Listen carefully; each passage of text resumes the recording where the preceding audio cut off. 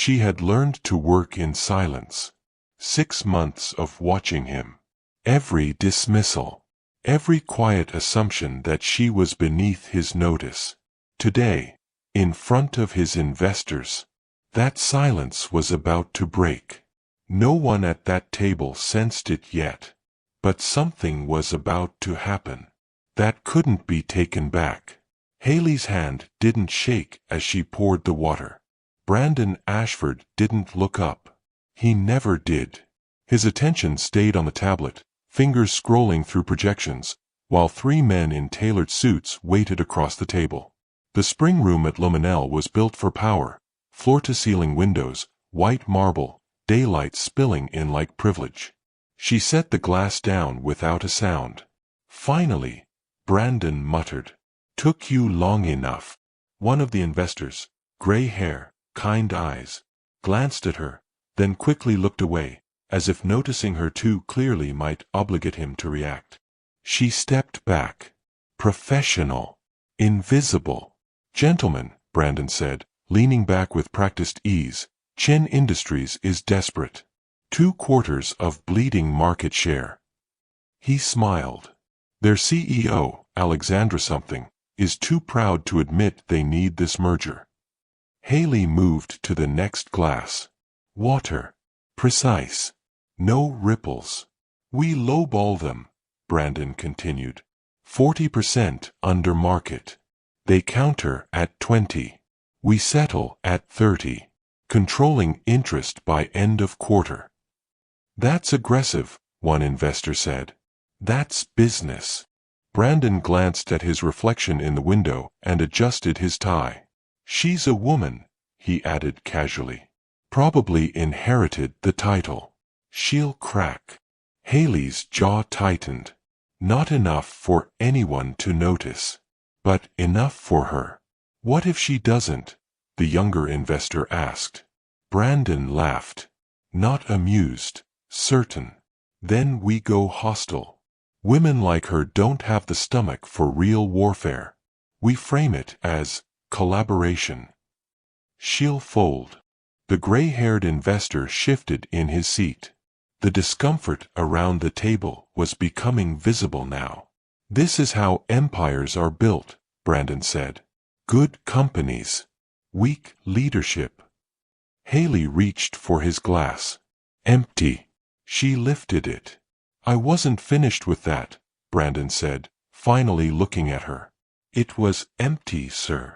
I expected it refilled before you took it." A pause. "Do you need me to explain how service works?" Silence spread across the table, exposed and heavy. No one met anyone else's eyes. "I apologize," Haley said evenly. "I'll bring you a fresh one." "See that you do." He turned back to the screen. "And try not to make us wait again." She returned moments later. "Your water, sir." "Took you long enough," Brandon said, without looking. Again. The younger investor cleared his throat, then stopped, aware that any interruption now would make him part of it. "Standards matter," Brandon said. "You can go now."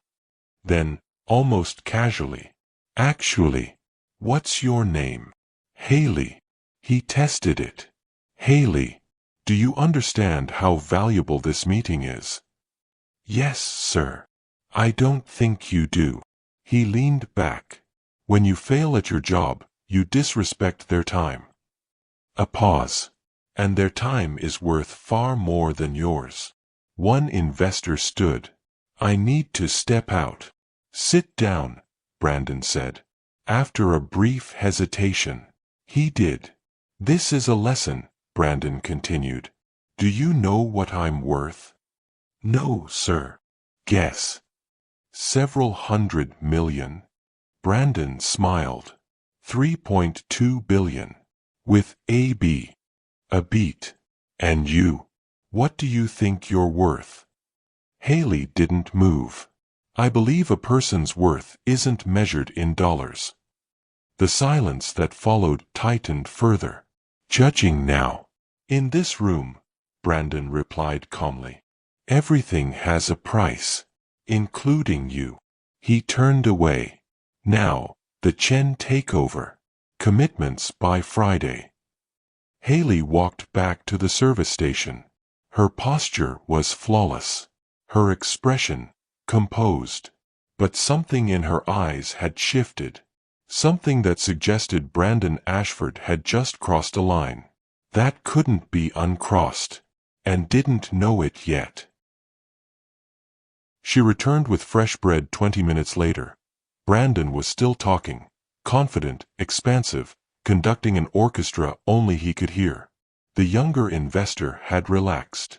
The third was taking notes. James kept glancing toward the door, calculating escape velocity. Haley placed the basket down without a sound. Finally hungry? Brandon said, reaching for the bread without looking at her. Or did you just need another excuse to interrupt? She didn't respond. I asked you a question. I thought it was rhetorical, sir. Did you? He tore the bread. Chewed slowly. How long have you worked here, Haley? 6 months, sir. 6 months. He nodded. And in that time, have you ever wondered why you're still serving bread instead of doing something more significant? The younger investor's pen stopped. James closed his eyes. The third leaned back, watching. I enjoy my work, sir, Haley said evenly. Brandon laughed. Sharp. Dismissive. That's what people say when they've accepted their limitations. He turned to the table. This is exactly my concern with Chen Industries. Comfort with mediocrity.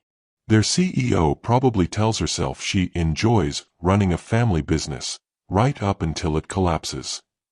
We don't actually know that, James said quietly. Don't we? Brandon lifted his tablet. Revenue down 12%. Stock flatlined. Board members resigning. Facts don't care about feelings, James. Haley reached for an empty plate. Leave it. She stopped. I didn't say you could take that. My apologies, sir. I thought. You thought. He studied her now, curious. Do you do that often? The air thickened. James pushed back his chair. I really do need to make that call. No, you don't. Brandon's tone stayed pleasant.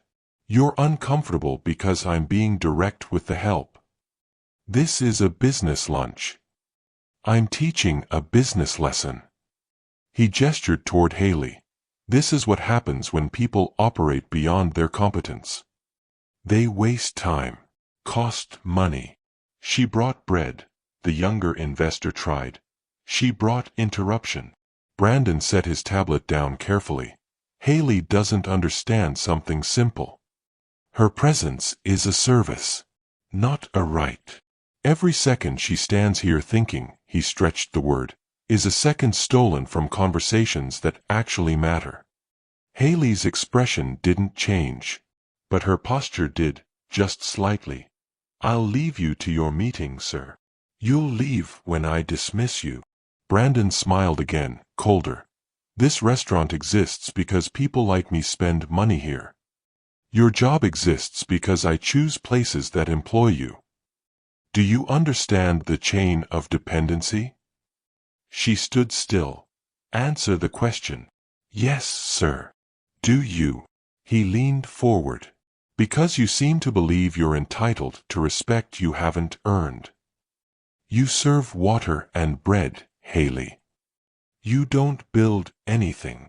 You exist in the margins of other people's success. The third investor cleared his throat. Am I wrong? Brandon asked the table. Am I saying anything that isn't objectively true? He looked back at Haley. What value do you create? The question hung in the air. Haley took a breath. Small. Controlled. I create the conditions in which people reveal themselves, sir. Brandon blinked. The younger investor looked up. James froze. What did you say? I listen. I observe. I create space for people to be exactly who they are. 3 seconds passed. Then Brandon laughed, surprised, genuine. My God. She's a philosopher. He looked at the others. Did you hear that? Beautiful. Meaningless. It's not meaningless, James said quietly. It absolutely is, Brandon replied. It's what people say when they have nothing real to offer. You bring food, Haley. That's function, not philosophy. Something flickered in her eyes, brief, controlled. You actually believe you matter, Brandon continued. That your observations mean something. But here's reality. I could replace you tomorrow. You're interchangeable. Forgettable. You'll work here for years. And when you're gone, no one will remember your name. The younger investor stood. I need air. Sit down. Brandon didn't raise his voice. The man Saturday, let me guess, Brandon said calmly. You went to college. Thought you were going somewhere. Bad choices. Bad luck. And now here you are. Serving people who did something with their potential. Am I close? No, sir. Then enlighten me. What's your story? This was the moment she'd waited 6 months for, but not yet. I prefer to keep my personal life private, sir. Of course you do. Brandon leaned back, satisfied. Because there's nothing there worth discussing. He drained his water. You can go now. And when you bring the check, try to skip the philosophy. Oh, and Haley. I'm taking 20% off the tip. Consider it a tax on wasted time. Of course, sir. As she walked away, the third investor finally spoke. That was cruel, Brandon. That was honest. Behind the service station, out of sight, Haley set down the basket. Her hands were steady.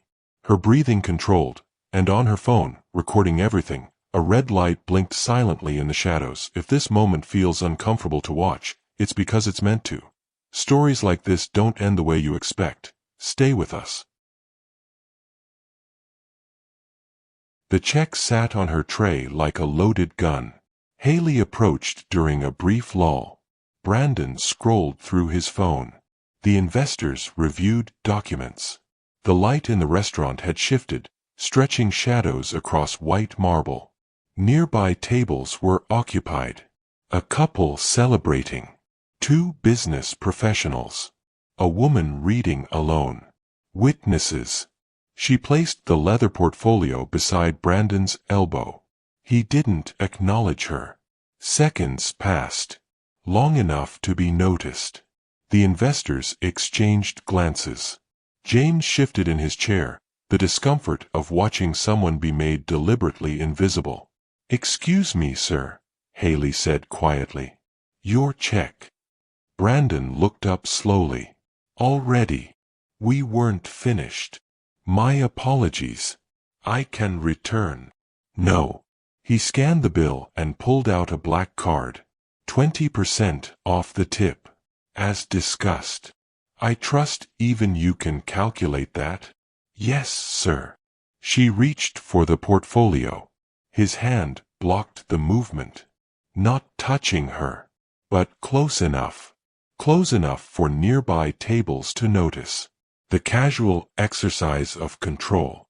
Actually, Brandon said, his voice carrying. Let's make this a teaching moment. What's 15% of $437? $65.55, sir. He raised an eyebrow. Quick math. Impressive.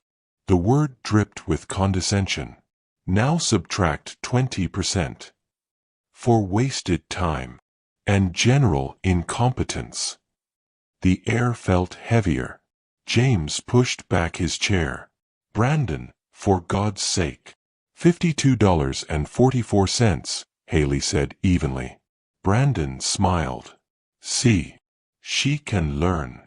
He examined the card. Tell me, Haley. What would you do with an extra $52? Professional protocol dictated silence. I'm genuinely asking. He leaned back now, performing. $52 probably matters to someone in your position. Groceries, gas, or something frivolous. Self-care. He made air quotes. The woman with the book closed it. The business professionals stopped talking. That section of the restaurant became an unwilling audience. I would save it, sir, Haley said quietly. Save it. Brandon nodded. For what? The future. The future. He laughed. Not cruel. Worse, amused. What future, exactly? You're 30-something. Working as a waitress. This is your future. This moment. Right here. This is as good as it gets. Something shifted in Haley's expression. Not anger. Not hurt. Something colder. More permanent. The kind of shift that came with decisions. That couldn't be undone. Perhaps, sir. No perhaps about it. Brandon placed the card on the portfolio. Run this. And think about what I've said. Consider it free consulting. Haley picked it up. Her movements remained precise, controlled. But the room could feel something underneath. A wire pulled too tight. She walked back to the service station. Behind her, James whispered sharply. What the hell was that? That was reality, Brandon replied. Someone needed to tell her. No one needed that. James stood. This time, Brandon didn't stop him. I'm done with this meeting. Send revised projections. But I'm out on Chen Industries. James. I mean it. He grabbed his briefcase. I've known you 15 years, Brandon. I've watched you be ruthless. But this. He gestured toward Haley. This is something else. And I want no part of it. He left. The younger investor hesitated. Maybe we should. Should what? Brandon's voice hardened. Pretend I did something wrong? I gave honest feedback. You humiliated her in public. The third investor said flatly. I stated facts in public. Brandon gathered his things. She's a waitress who thinks she's a philosopher. She needed perspective. Haley returned with the processed payment. She set it down silently. Brandon signed without looking. He stood, buttoning his jacket. Gentlemen. I have a 4 o'clock. We'll finalize Chen Industries by Friday. James will come around. He walked past Haley. 3 steps. 4. Then stopped. Turned. Haley, he said loudly, ensuring half the restaurant heard. One more piece of advice. From someone who's actually succeeded. He waited. Know your limits. Accept your station. Stop reaching for things that were never meant.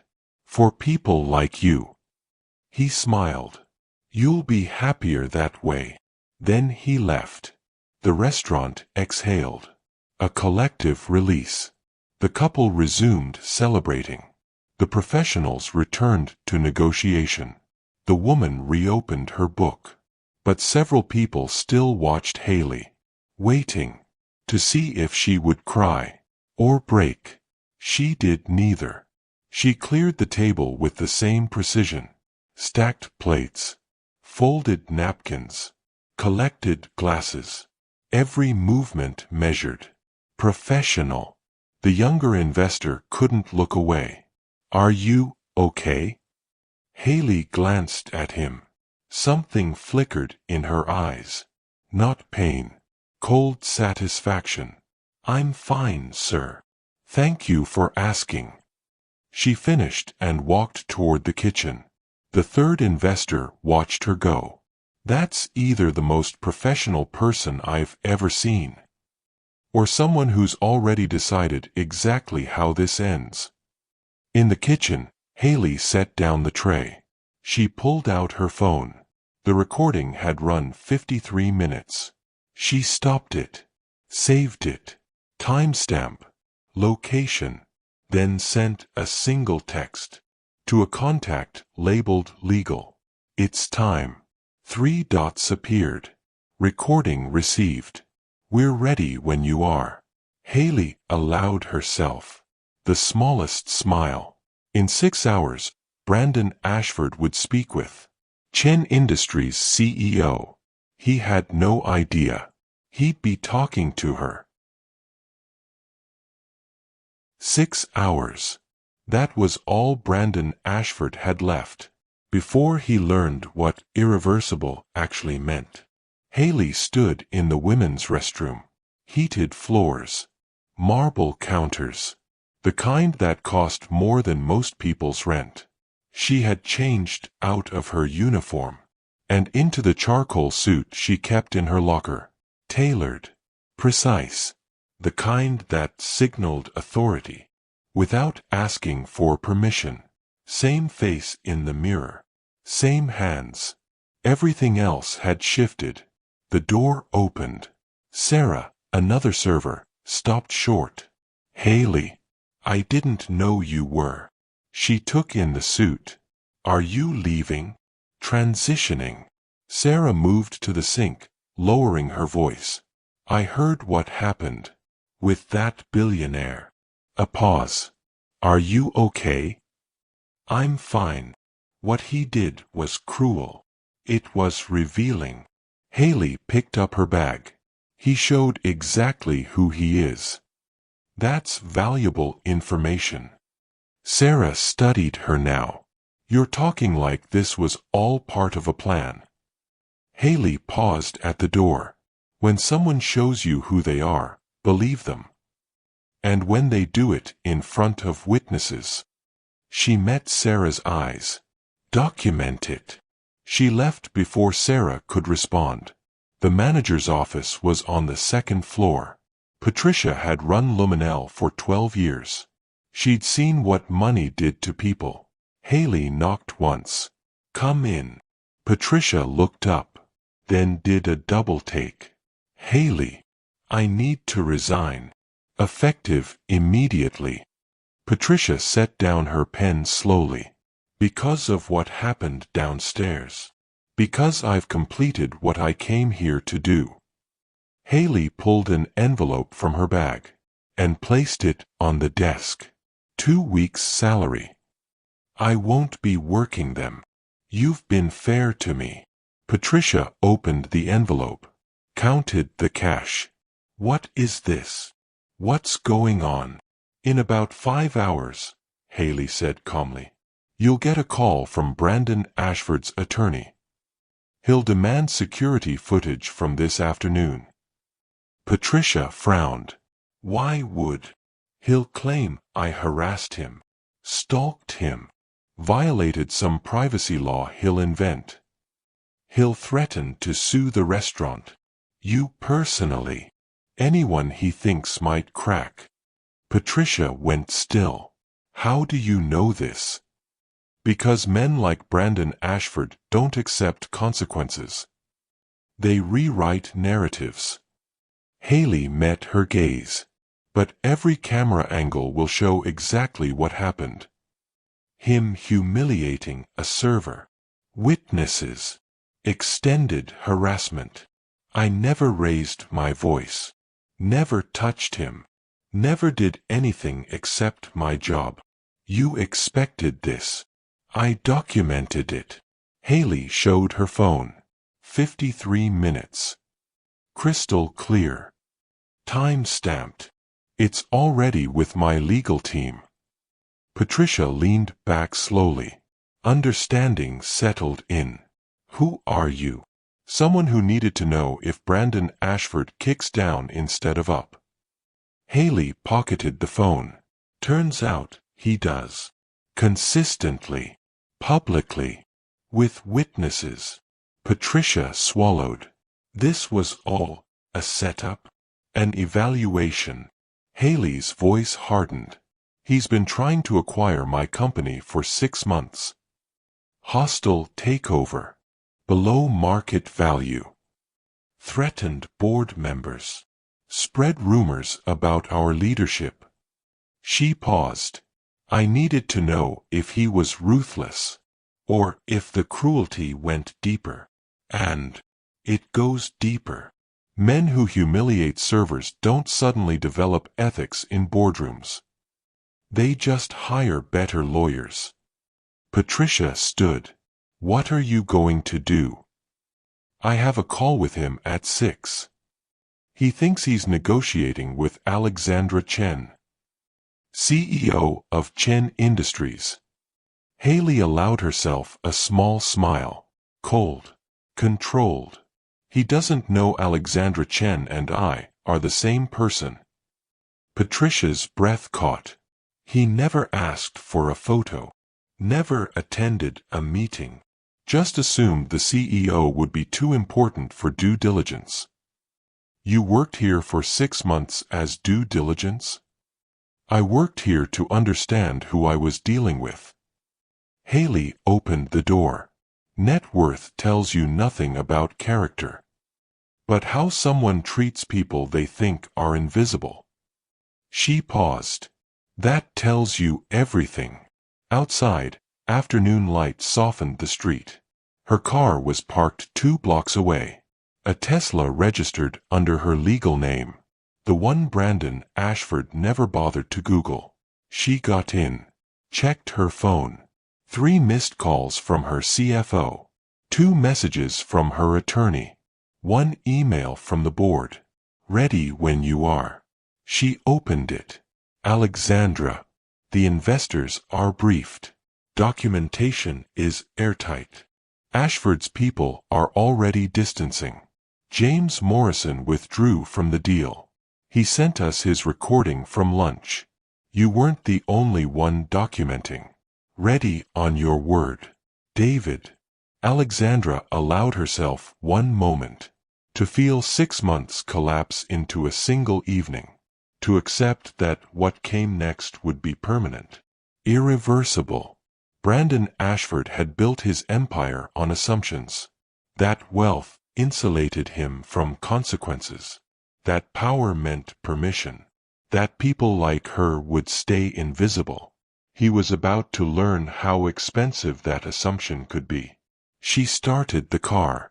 2 hours until the call. Time enough to prepare. Time enough to make sure that when Brandon Ashford's world shifted beneath him, there would be nowhere soft to land. Alexandra Chen's home office overlooked the city from the 40th floor. Floor-to-ceiling windows. Minimalist furniture.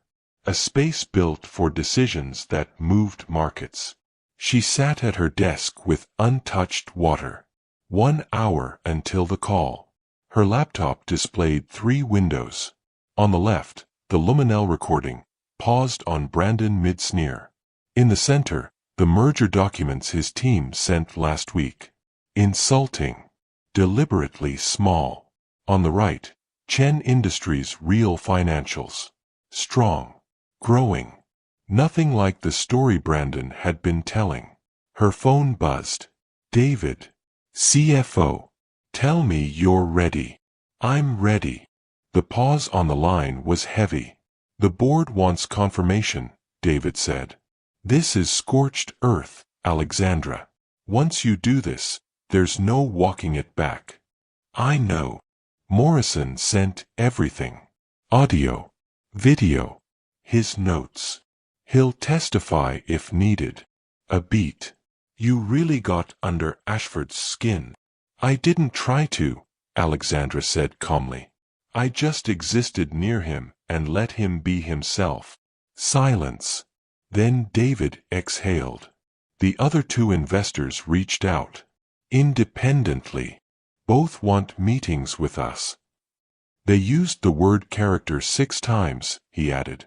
Alexandra allowed a small smile. Funny how that works. What you did was brilliant, David said. And terrifying. What I did was due diligence. Brandon Ashford weaponizes reputation. Intimidation. Legal threats.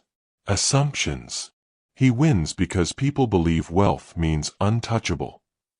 And you're proving them wrong. I'm proving wealth doesn't buy immunity. Just better documentation of mistakes. The press is ready, David said. Bloomberg. Wall Street Journal. Forbes. Wait until after the call, Alexandra interrupted.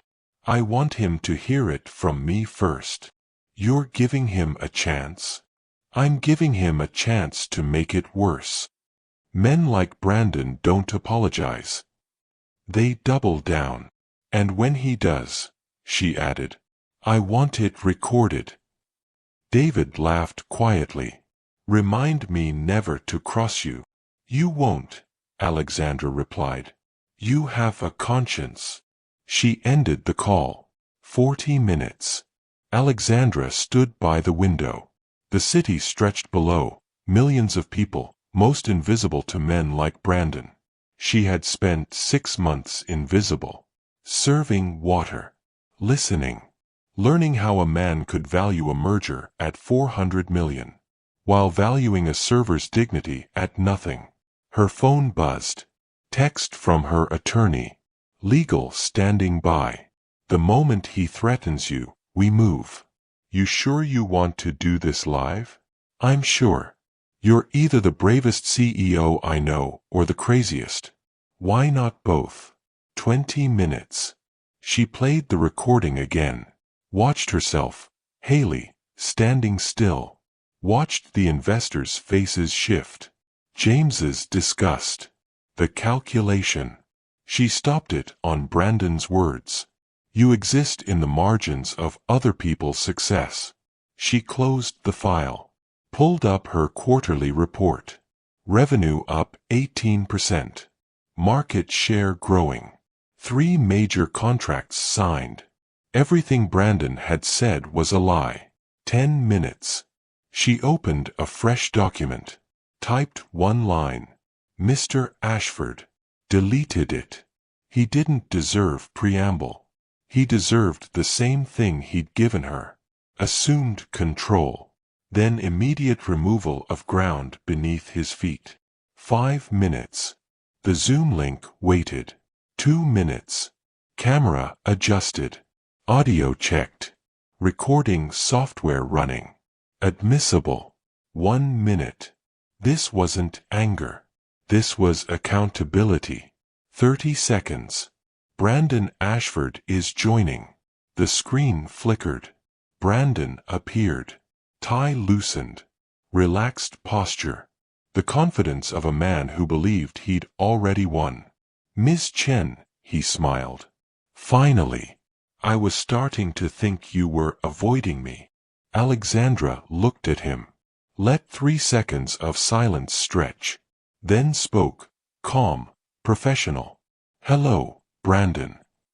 A pause. We've actually met before. Earlier today. His smile hesitated. You left me a $52 tip. Well, minus 20%. For wasted time. She watched his face. Confusion. Recognition. Then panic. You, he said. Me, Alexandra replied evenly. She folded her hands. Shall we discuss your merger proposal? I have some notes. Brandon's face moved through 5 expressions in 3 seconds. Confusion. Recognition. Disbelief. Calculation. Then something worse. The realization he'd been playing chess, while his opponent had already won. He stopped. Tried again. That's impossible. You were a waitress at Luminel, Alexandra finished calmly. For 6 months. Excellent establishment. You should tip better next time. If there is a next time. Brandon leaned forward, confidence cracking. This is a joke. Is it? Alexandra shared her screen. Here's your merger proposal. $400 million for 60% control. 20% below market, justified by our so-called declining performance and weak leadership. She switched windows. And here are our actual financials. Revenue up 18%. Market share growing. 3 major contracts this quarter. A pause. Care to explain the discrepancy? Brandon's jaw tightened. You deceived me. Corporate espionage. I worked under my legal name. Haley Alexandra Chen. Collected a paycheck. Paid taxes. Did my job. Her voice stayed level. What false pretenses? You were gathering intelligence. I was conducting due diligence. Something you skipped. Alexandra leaned back. In 6 months of negotiations, did you ever Google my full name? Request a photo? Attend a single meeting in person? His silence answered. You assumed, she continued, that a CEO worth engaging with wouldn't do her own research. That someone running a family company couldn't understand strategy. She tilted her head. My father started Chen Industries as a janitor while earning his MBA. He built it to prove dignity and success aren't mutually exclusive. That's touching, Brandon said, recovering. But it doesn't change that you lied. I didn't lie once. You never asked. She clicked another window. James Morrison sends his regards. He withdrew this afternoon. Sent us his recording from lunch. Color drained from Brandon's face. That lunch was private. In a public restaurant. With witnesses at every table. Alexandra cued the video. Would you like me to play your thoughts on women in leadership? Or the part where you explained that people like me exist in the margins of other people's success? You can't use that. Can't I? You were fully aware you were in public, declaring my worth, my intelligence, my future. When you humiliate someone in front of an audience, she said evenly, do you expect privacy? Brandon's fists clenched. This is extortion. This is consequence. She shared emails. For 6 months, you told investors we were failing. That our leadership was weak. That we were desperate. She watched him read. You built your strategy on assumptions. That I was weak. That my company had no options. That someone beneath your notice couldn't be paying attention. You manipulated this. I observed. You manipulated. You lied. I documented. Brandon stood, paced, returned, voice darker now. I'll bury you. Years of legal warfare. Every investor. You'll what? Alexandra interrupted quietly. This call is recorded. Like the lunch. Like 6 months of emails. 12 attorneys are standing by. Testimony from your own investors. Audio of you explaining women like me lack the stomach for real warfare. She let the silence work. So please, she said calmly. Continue. Brandon sat. What do you want? I want you to withdraw your merger proposal. Publicly. Today. She shared a prepared statement. Send this to every investor. Correcting your false claims. Acknowledging your assessment was incomplete. This makes me look incompetent. This makes you honest. For once. You have until midnight. After that, everything goes to the press. You're blackmailing me. I'm offering a choice. Own your mistakes quietly, or have them owned publicly. There is no third option. Brandon stared. And if I send this, what stops you from releasing everything anyway? You'll have to trust me, which is more trust than you showed me. She leaned forward. If you retaliate, legally, professionally, personally, everything goes public. A pause. And Brandon, I'll be watching. Just like I've been watching for 6 months. He looked at the statement again. You think you've won. I think, Alexandra replied. You revealed who you are when you thought no one important was watching. And now you're learning something else. Everyone was watching. She ended the call. The screen went black. Alexandra sat in silence, city lights spreading below. Her phone buzzed. Tell me you got everything, David said. Every word. Recorded. Backed up. With legal. He'll fight this. He'll try. Alexandra closed her laptop. And when he does, she said calmly, we'll be ready. Just like we've been for 6 months. She stood by the window. Somewhere in the city, Brandon Ashford was calling his lawyers. But the narrative wasn't his anymore. It belonged to everyone he'd dismissed.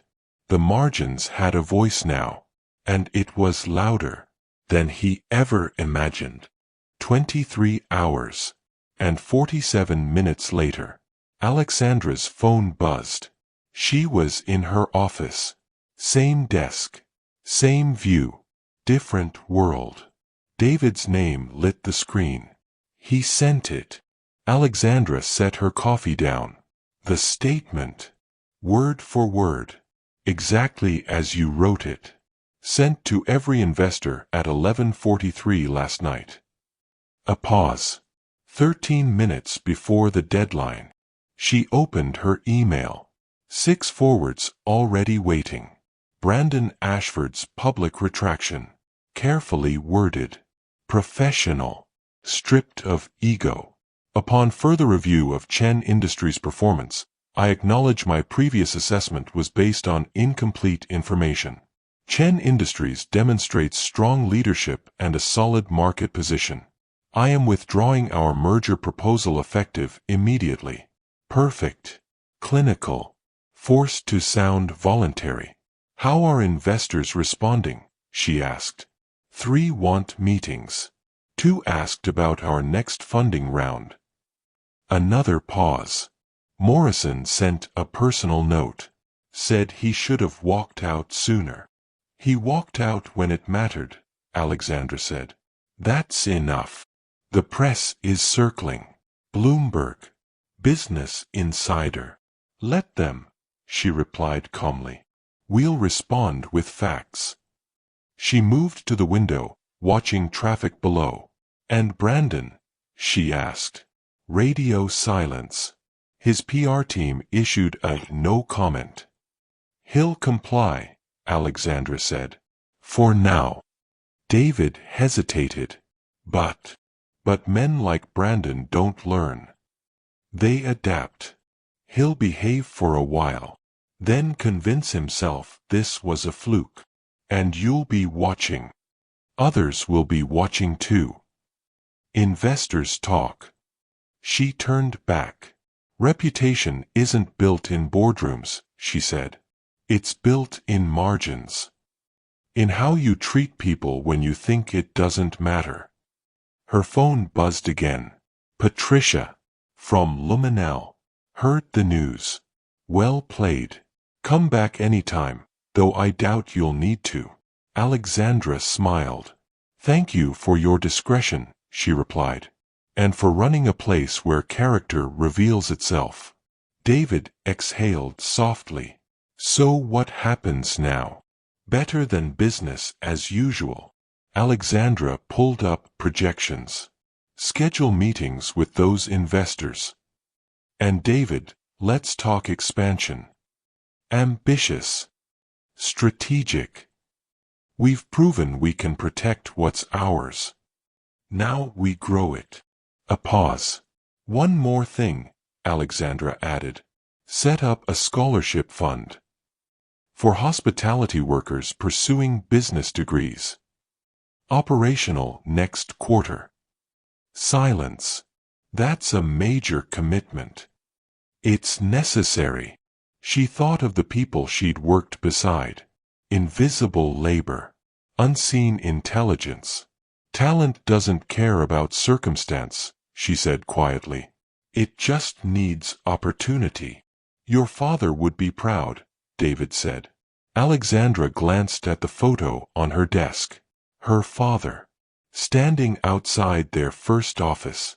Small building. Big dreams. He taught me that how you build matters, she said. That power without responsibility is just bullying with a better address. She ended the call. The office settled into quiet. Her computer chimed. New email. Subject, thank you. She opened it. Ms. Chen, you don't know me. I was the junior analyst at the table during the incident at Luminel. She read slowly. How watching her endure, then respond with restraint, had changed how he saw business. I'm resigning from Ashford's firm, the message ended. I can't be part of that culture anymore. Alexandra leaned back. This was the real victory. Not the retraction. Not investor interest. One person choosing differently. She replied, "Thank you for writing. Carry it forward. If you're looking for what's next, my door is open." She sent it. Walked to the window. The city moved below. Full of people who believed they were invisible. They weren't. They never had been. And now, at least one more person knew that watching from the margins didn't mean accepting them. It meant preparing to redefine them. 3 weeks later, an envelope arrived. No return address. Expensive paper. Alexandra opened it in her office. Inside, a single handwritten page. Ms. Chen, you don't know me, but I was at Luminel that day. Table by the window. I heard everything. I run a venture capital firm. 40 years in this business. What you did, the patience, the documentation, the restraint, that was artistry. But understand this, you've made an enemy. Brandon Ashford doesn't forget humiliation. He'll come for you again. Different angle. Different approach. When he does, know this, you're not alone. There are those of us who've waited a long time to see someone stand up to bullies in bespoke suits. You have allies you don't know about yet. Use them wisely. J.W. Alexandra read it twice. Then texted David. Run deep background on every major VC firm. Initials J.W. partner level or above. On it. Everything okay. Everything's fine. Just mapping the landscape. She looked back at the letter. Someone had been watching. Not just the takedown. The architecture of it. Her computer chimed. Email from Sarah at Luminel. Subject, thought you should know. Hey Alexandra. Something strange happened. A man came in asking about you. Corporate type. Wanted to know how long you worked here, which shifts, who you talked to. Patricia shut him down. But he left a card, private consulting. No company name. Probably nothing. Just thought you'd want to know. Stay safe. Sarah. Alexandra forwarded it to David. Ashford's mapping my history. Time to map his. Then she picked up the phone. Michael. Full audit. My apartment. Office. Car. Check for surveillance, digital and physical. When? Now. And I want background on anyone who's tried to access information about me in the last 72 hours. You expecting trouble? I'm expecting someone to make a mistake. And I want to be there when they do. She pulled up Brandon Ashford's social media. Barely active. PR managed. A photo from a charity gala 2 days earlier. Smiling beside a state senator. Strategic partnerships. The comments were glowing. No mention of the retraction. That had been quiet. Sent only to investors. Brandon still controlled the public narrative. For now. David called back. JW is Jonathan Westbrook, founder of Westbrook Capital. 63. Reputation for backing companies with strong ethical frameworks. He turned down Ashford Holdings twice. Both times citing cultural concerns. Send me everything. Already did. A pause. You think the letter's real? I think someone who's turned down billions from Brandon Ashford knows exactly who he is. And now we know this isn't a two-person game. Her phone buzzed again. Michael. Preliminary sweep complete. 2 GPS trackers. 1 on your car, passenger side wheel well. 1 in your gym bag. Both professionally installed. Active. Alexandra felt something settle in her chest. Not fear. Recognition. She typed back. Leave them. Let them report exactly where I want them to. But find out who installed them. I want names. Then to David. Change of plans. Schedule that meeting with Westbrook. Make it public. Very public. You want Ashford to see it? I want him to think he's watching me. While I'm watching him watch me. She closed her laptop. Brandon Ashford had spent 3 weeks planning revenge. Hiring investigators. Planting trackers. Building a counter-narrative. But he'd made one critical mistake. He assumed invisible meant unaware. That someone who'd spent 6 months serving water couldn't possibly be 10 steps ahead. That the margins were where people waited to be acted upon, instead of where they prepared to act. He was about to learn otherwise. 6 days later, Alexandra met Jonathan Westbrook at the Mariners Club. Floor-to-ceiling windows. Harbor view. The kind of place where being seen carried weight. Brandon's GPS trackers had followed her all week. Gym, office, home. Predictable. Unthreatening. Until today. Alexandra arrived early and chose a corner table. Michael had already swept the area. Only the trackers. Still active. Perfect. Westbrook arrived on time. 63. Silver hair. Understated elegance. Miss Chen, he said, offering his hand. Thank you for meeting me. Thank you for the letter. They sat. Ordered water. People who didn't need to perform. I followed your career, Westbrook said. What your father built. What you've expanded. You turned down Brandon Ashford, Alexandra replied. Twice. Some money costs more than it's worth. A pause. You've learned that. I've learned he doesn't handle rejection well. That's why I wanted to meet. Westbrook's voice lowered. This stopped being business for him. I know. Alexandra slid her phone across the table. Surveillance reports. Time stamps. Photographs. 2 GPS trackers, she said calmly. Illegal. Installed a week ago. You left them active. I wanted him to see me here. With you. Building alliances he can't control. Westbrook studied her. I thought I was warning you. I didn't realize you were already ahead. 12 moves, Alexandra said softly. But who's counting? Westbrook leaned in. Westbrook Capital is prepared to invest. 15%. Non-controlling. The kind that discourages hostile takeovers. He slid a folder toward her. Growth capital. Protection. Control stays with you, Alexandra reviewed the terms. Fair. Clean. I'll have my team confirm, she said. But preliminarily, acceptable. Good. Westbrook hesitated. Now tell me your real plan. Brandon is building leverage, Alexandra said. Legal pressure. Reputation damage. Delay. And you're letting him. I'm documenting escalation. Illegal surveillance.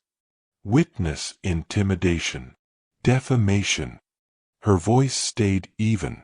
By the time he moves, I'll have enough to end this decisively. That's not defense, Westbrook said quietly. That's destruction. That's consequence. She met his eyes. Brandon believes wealth makes him untouchable. Someone needs to correct that assumption.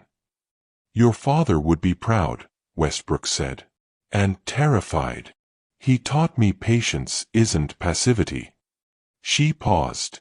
6 months serving tables wasn't humiliation. It was education. Halfway through the meal, Westbrook's phone buzzed. Ashford's attorney, he said after reading the screen.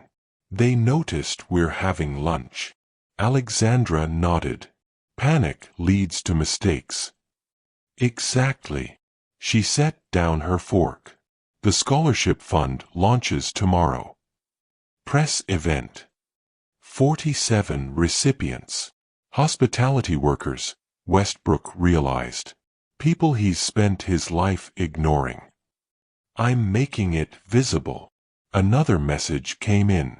Michael. 2 more investigators contacted former employees yesterday. Character assassination, Westbrook said. Evidence of harassment, Alexandra replied. Every move documented. You're certain this ends in court? No. Her voice hardened. It ends in precedent. For what? For what happens when someone mistakes invisibility for weakness? They stood. Westbrook shook her hand. When this goes public, you won't be alone. I'm counting on that. Alexandra walked to her car slowly, giving the tracker time to log every step. Let him see. Let him panic. Let him make one more mistake. Back at her office, David was waiting. Westbrook. Investment confirmed. And Brandon knows. How many incidents now? 14. Most illegal. And he's shorting our stock through a shell company, David added. Alexandra smiled. Add it. Financial manipulation. She looked at the calendar. Tomorrow's announcement. Full press. I want Brandon to understand something. David waited. The margins aren't weak, she said quietly. They're vast. And they remember. Alexandra turned to the window. The city stretched below, full of lives once dismissed as background noise. They weren't invisible. They never had been. And now, the cost of pretending they were, was about to become impossible to ignore. If this story hit you differently, you're not alone. Because what you just witnessed wasn't about revenge.